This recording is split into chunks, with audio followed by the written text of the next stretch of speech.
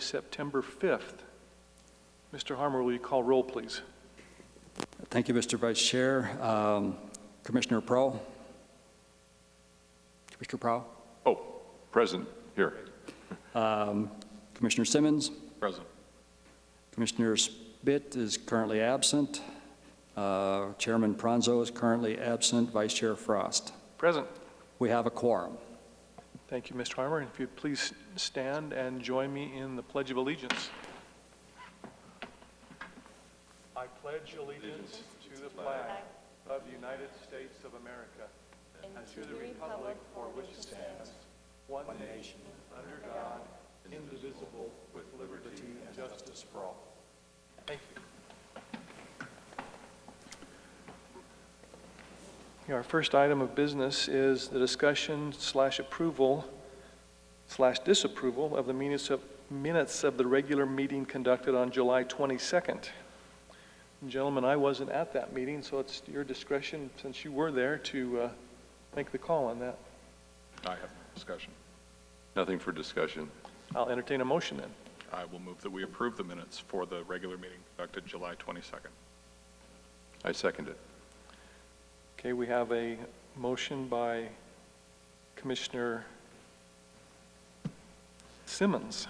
No first names but last name, and a second by Commissioner Prow to approve those minutes. All in favor, please signify by saying aye. Aye. Aye. Aye. That was unanimous for approval. Agenda item number 5, old business, reintroduction and discussion of the Development Code reorganization and schedule and draft temporary use permit. Dana, are you taking this one? I am. Thank you very much, Vice Chairman, Commissioners. Last I was before you was back in May, where we introduced the zoning code reorganization update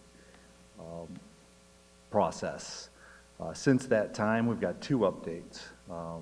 First, staff has taken a second look at the process and decided to have a slower cadence and bring forward the modules individually versus the overlapping of the module reviews as presented back in May. So we think that's going to give more focus and attention on those individual modules and allow more time to work with the public and the boards and commissions and council to move those modules through as needed, as well give staff time to bring in other pressing smaller text amendments in the subdivision ordinance and some other work that you'll eventually see as well.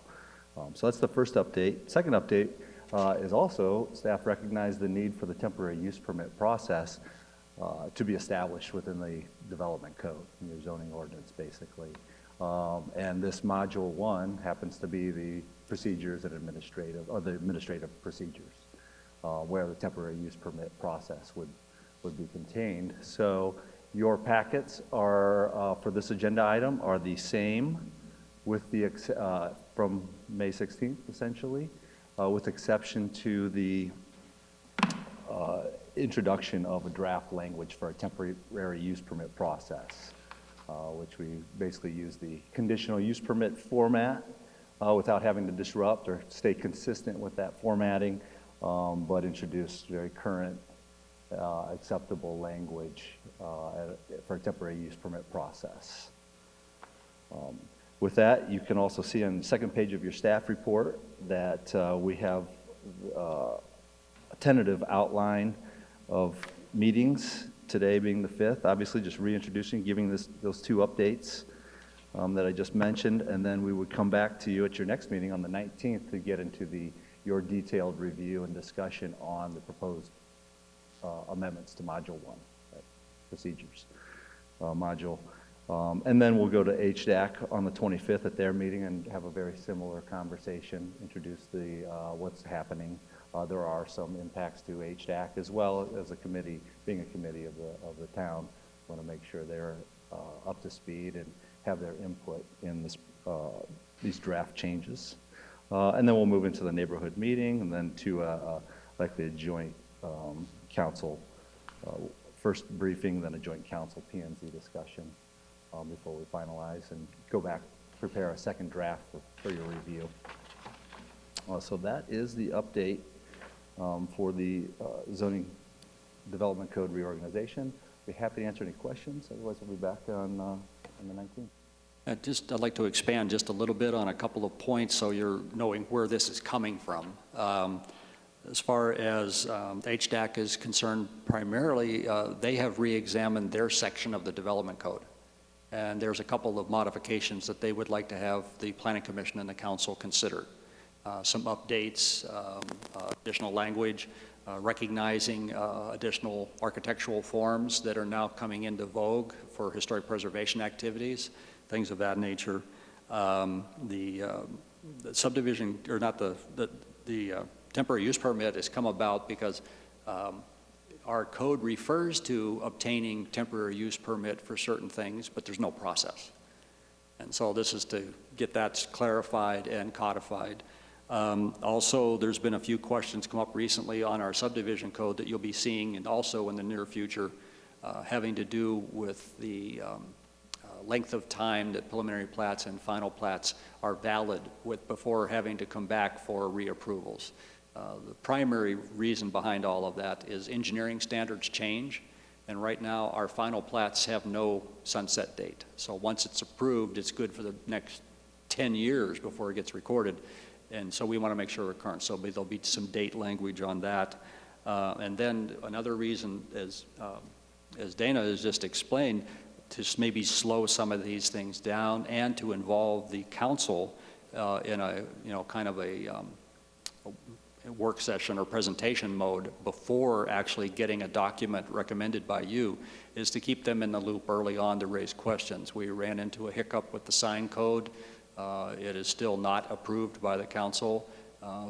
We've actually had an ad hoc sign committee going over some off-premise signage questions and things of that nature. We have a meeting this coming Tuesday night. It may be that ad hoc committee's last meeting because we've offered them draft language. And if that is the case and they endorse it, then it'll be turned over to Mr. Burkhart and woven into the rest of the draft that you have approved, and the council will move forward with that. So we've got a lot of moving parts right at the moment related to the code in order to cover things that have come up recently for requests. The temporary use permit in one, we have a project that is going to require something like that, so we have to get a process organized. So that's the basic background on those and why they're coming forward. Very good, Dana and Larry. So I understand what our homework is for next meeting is to have gone through everything that you've given us this evening and be prepared to make comments. Correct. Okay, very good. Thank you, Dana. And I made Dana come all the way down here for those few minutes just so you remember who he is, because it's been a while. And also, I want him to have the ownership of moving this project forward. I mean, we will be providing guidance at staff level, but he's really the driving force between getting these modifications before you. Very good. Okay, agenda item number 6, presentations. A development plan update, redevelopment plan update, excuse me. And I know this is going to end up being a fairly short meeting, but this is why we wanted to have the meeting. You've already had 2 off in August, and there's a lot of stuff coming up. So this is one of them.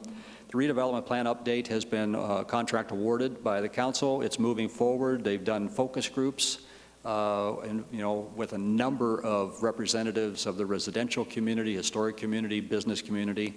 A full day of focus groups. We have a summary report from them. They're working on a first draft, if you will, of kind of what the redevelopment district is going to look like as it relates to land use and focal points and things of that nature. We're fine-tuning those with the consultant at this time. And right now we're anticipating that October 17th, which is your second meeting in October, will be a joint meeting with HDAC. They will be invited also. The historic district composes a large percentage, I'd say 40% of the redevelopment area. So we're going to have like a work session starting at 4:30 that afternoon. It'll be scheduled to 6:30, informal. It'll be more of a community meeting over at the community center. Your meeting will still start at 6 o'clock with regular agenda items, but you'll be invited for the 4:30 session, which will be more of a informal presentation, although we will have to put notice out, public notice, since, potentially, obviously, that there'll be a quorum of you there. HDAC will also be invited, and it's also going to be open to the public. So that'll be the first public exposure of some of the thoughts that are coming out of the redevelopment plan update. That's pretty much it for right now. Then at that point, the project, then, depending on the comments we get, will get a little bit more fine-tuning and then get into a more formal review process. Very good. Sounds very busy. And 6B, general plan update. We have already solicited submittals. We went out for a request for qualifications. It's a process some communities do, but not all. You normally hear of a request for proposals. Proposals usually connotate there's a fee involved. And I recommended and was accepted for the redevelopment plan and for the general plan to do an RFQ. Let's find the best qualified firm and then negotiate the fee. That's where we're at right now. We have selected a firm at staff level, are negotiating with them on a detailed scope of work. Right now, I think we're reviewing about 12 pages of scope of work for this project. We've reviewed it. The town manager is reviewing it right now. And the fee proposal so far has come in under budget. Don't get to say that very often. There's a couple additive alternates that even with those added is still under budget. So it's moving forward. We hope to have it in front of the council for contract award on October 7th. That is our goal right now, which means we've got about 2 weeks to get all the details worked out. And if not, it'll just move back to the following council meeting. But it looks very promising. It's a very good proposal. The firm is very, very familiar with Florence and the surrounding area. It has a lot of data already collected for the area because of other projects they've worked on. And they've got a very good reputation and good references. So that'll be coming forward. Then obviously you will be an integral part of that process, not only because you should be, but because state statute mandates it. But that's where we are on that one right now. I just wanted to get you up to date and current on it because once the council does award the contract, presuming they do, we'll be doing some kickoffs with the successful consultant team then very shortly thereafter. Very good. Remind us of when the deadline is that you're working on or to culminate the process of general plan update. Yeah, that's real interesting. State law is so messed up sometimes. According to statute, a general plan is good for 10 years. We currently have one that was approved back in 2010. So 2020 is the termination by state statute. However, if we don't adopt one by the end of 2020, there's no penalty in the statute itself. We have double-checked with a couple of attorneys. The worst case scenario, if we don't have one adopted by the end of 2020, is that if some large developer doesn't like our land use decision, then they could challenge it on that basis. However, that's been tried elsewhere, and it usually falls on deaf ears in the courts. We would anticipate, though, it would be finished by the end of 2020 or very early 2021, and then because of the size of our community, it will have to go to a general election for ratification by the community. Queen Creek, for example, just went through this last year. Theirs was successful by an 86% voter approval. And most of the ones that are going through now are getting a pretty high approval rate because they're understanding, communities and residents are understanding more and more what the impacts on Arizona and their local municipalities are related to growth and job creation and things, and people are getting a little bit more sophisticated. And so, we're very confident that this will be a good plan based on the consultant team and some of the internal thought processes that have been going on. We know that our planning area is going to be reduced, primarily because Queen Creek is already annexing into our planning area, so we'll be looking at some modifications that way. But also the implementation strategies, we're going to be a little bit more specific and functional, I guess, than what we have currently. We're also hoping for fewer land use designations, for example, because we have about 20 land use designations just on the general plan. That's not a whole lot fewer the number of zoning classifications we have, and that's one of the biggest problems with general plans versus development codes and zoning regulations, is people have a tendency to confuse the two. And so we're trying to get rid of that confusion and make it a much more succinct document. So those are the things that you'll be seeing as we move forward with this. Very good. Gentlemen, any questions about any of that? Okay. We'll move on then to 6C, future agenda items for our information. Okay, this is where it gets fun. And that's what we wanted to let you know about. Our action items have been, one here, one there. That all changes. We have a number of projects and coming in that I wanted you to be aware of. Number one on the list on the agenda itself, we have a design review coming through for the new county attorney's building, which will be out on Jason Lopez Circle. That's where the Superior Court building is. There's a little piece of land still left between the end of that building and Highway 79, and a new county attorney's building is proposed. We have the application, working on the staff report to bring forward. That's on the next agenda, as well as then the work session regarding the code information that you've been provided tonight. Design review on a new community development building. The old building where they're at now, where community development is at now, is it's had a long and illustrious life. Part of it was a jail for a while. There's been a variety of offices in there over the years. It currently has, it's building F, if you're familiar with the complex. But it's outlived its usefulness, 15, 20 years ago? Vice Chair, you're familiar with the complex. It is a old, very creepy, probably haunted building. From the stuff that's been going on in there.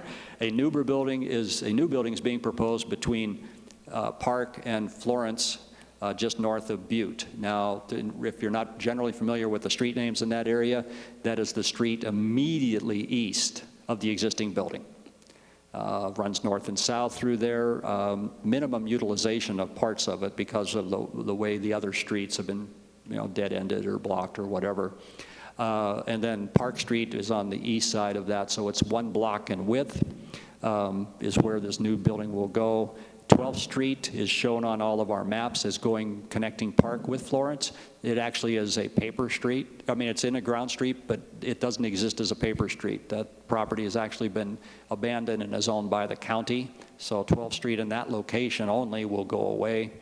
The town is processing a abandonment of a piece of Florence Street, and so it'll allow the new building to be connected to the existing complex, and it'll be a plaza that ties them together, fire lane for fire trucks to be able to get through in that area, unencumbered, things of that nature. So that one will be coming to you as soon as it's submitted to us for design review. We actually anticipated it last week, but by the looks of it, it's not going to be for another week or so.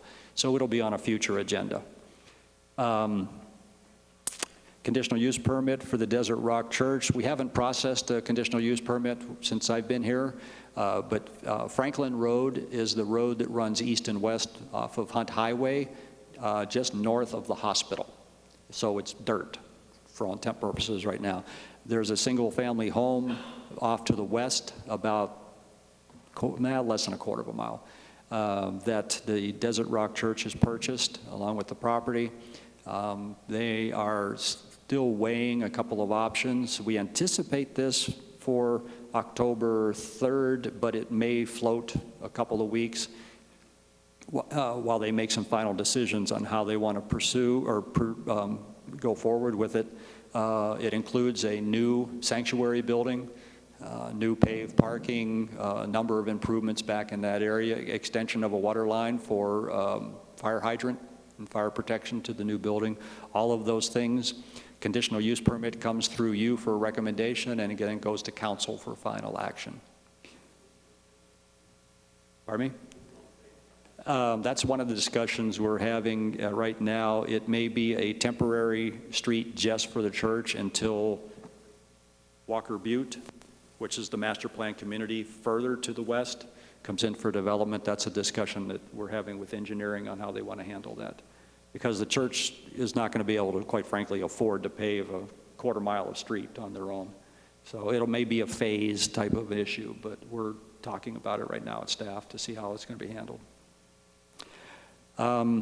We have 6 preliminary plats for Merrill Ranch scattered around their development that's going through second review right now. They've had first review. We're finishing up, I think, 1 or 2 of them on first review, but second reviews are coming in. That means they're pretty much ready to go.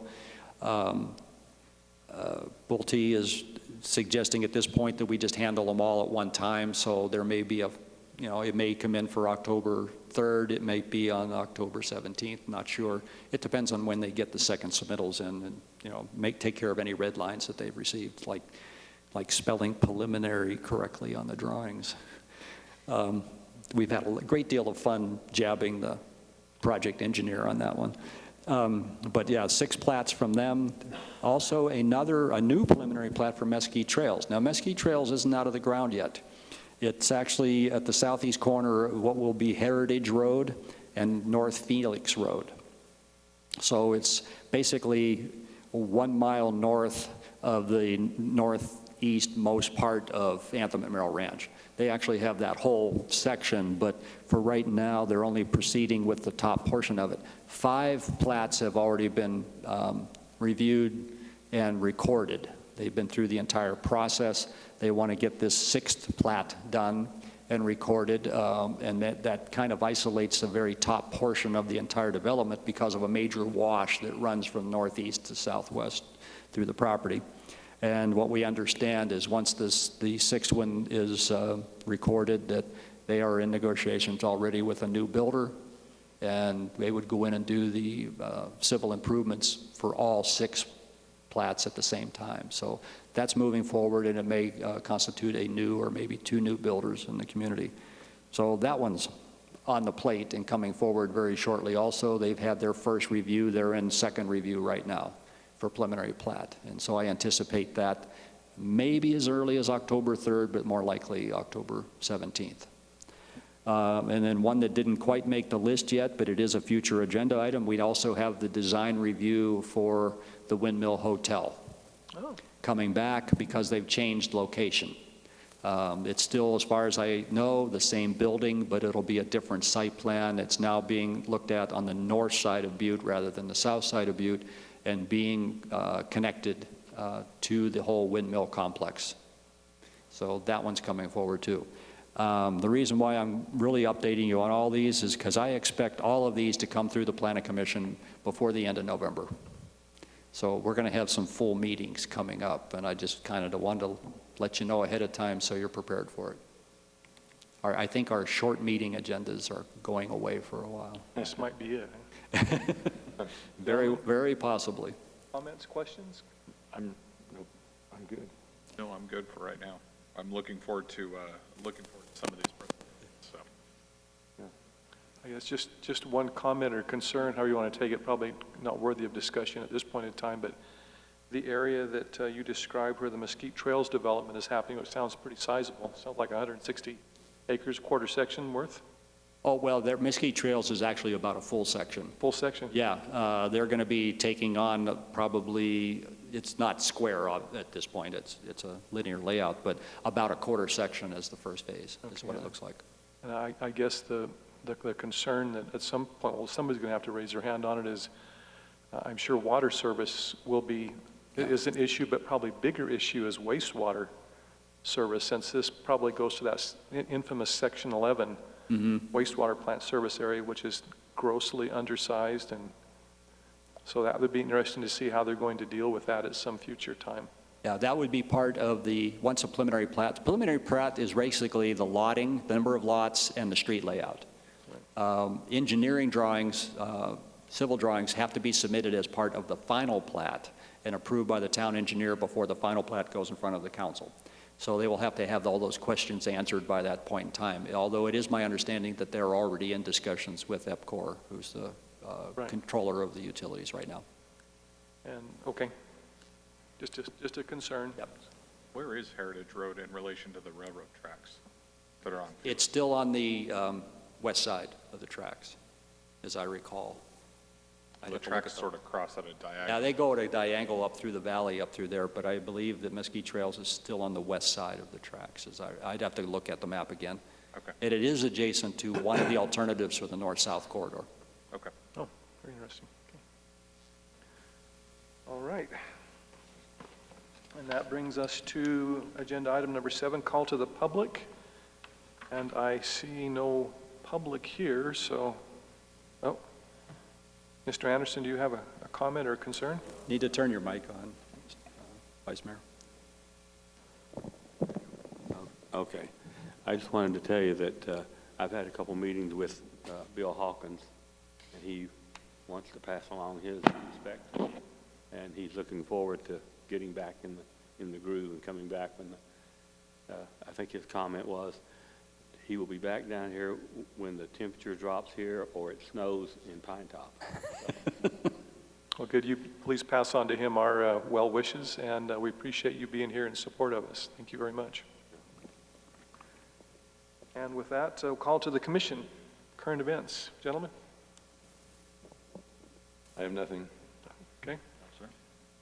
I guess one favor that I asked at an earlier date was just a presentation, if we could, from our municipal water resources people, just to give us an update of kind of the water resources situation with the town and with the DCP and the drought contingency plan and all the other things.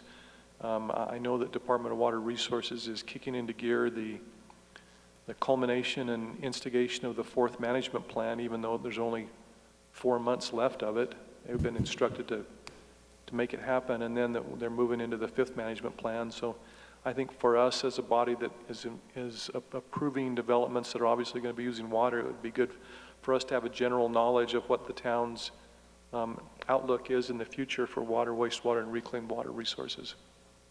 Okay, we will pass the request on to the town engineer, public works director, and the town manager and see how they might like to orchestrate that. I think it would be good education for us.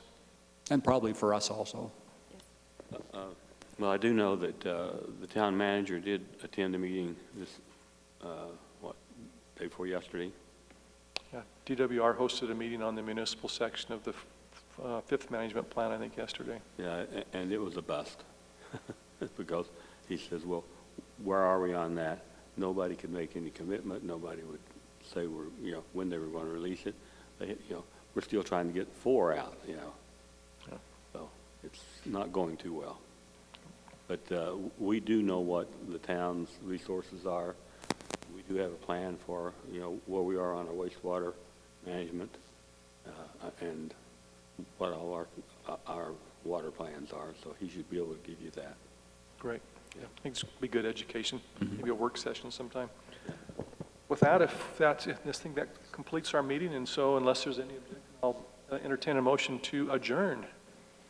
I'll make the motion that we adjourn. I will second the motion. I have a motion from Commissioner Prow and a second from Commissioner Simmons to adjourn our meeting. All in favor, please say aye. Aye. Aye. Unanimous. We are adjourned.